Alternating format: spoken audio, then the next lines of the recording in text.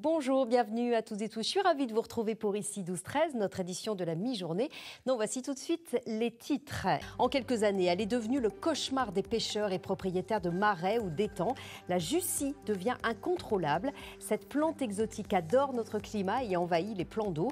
L'objectif aujourd'hui dans notre région n'est plus de la faire disparaître, mais de limiter au maximum sa prolifération.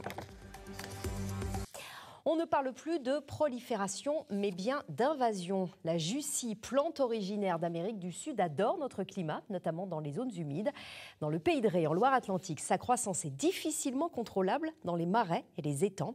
À Villeneuve-en-Ré, la Fédération départementale de pêche a déployé les grands moyens pour au moins limiter cette prolifération. Christophe François, Antoine Repère. Savoir se mettre à l'eau et prendre le problème à bras-le-corps, telle pourrait être la devise de cette équipe qui s'attelle à arracher la Jussie. On fait les berges. Et après, le camion, il vient, puis il pince tout. Et puis on fait toutes les finitions, quoi.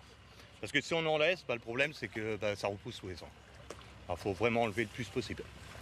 Cette plante invasive adore l'eau et colonise autant qu'elle peut dès qu'on a le dos tourné. Sur les banquettes qu'on est en train de traiter, on a des ports de 5, 6, 10, 12 mètres parfois. Donc tout ça en une seule saison de végétation. C'est-à-dire que depuis le mois de mai, en fait, elle pousse et c'est inexorable, malheureusement.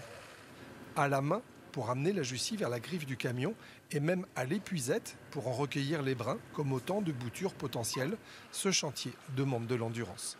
On préserve le dos des bénévoles et effectivement, à la fin de la matinée, on va avoir vraiment l'impression d'avoir sorti énormément de masse volumique puisque grosso modo, il faut compter à peu près 300 à 400 kg de Jussie par mètre cube. Et là, on estime à la matinée à peu près 80-90 mètres cubes d'extrait. Pêcheurs ou promeneurs, une vingtaine de bénévoles sont venus donner un coup de main.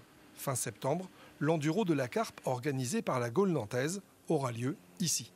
Quand les carpistes y lancent, ils ramènent un poisson, parce que là, vous avez quand même des poissons qui font 9, 10 kilos, 15 kilos, 16 kilos. Je ne sais même pas s'il n'y a pas des 20 kilos dedans. Voyez.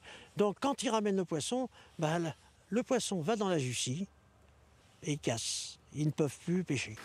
Le poisson, il va trouver son environnement, il va être bien. Là. Ouais. Pouvoir graffer, manger. Un environnement propice. Éradiquer la Jussie n'est même plus envisagé. Il est désormais admis que, faute de prélèvement naturel de cette plante invasive, des chantiers réguliers seront nécessaires.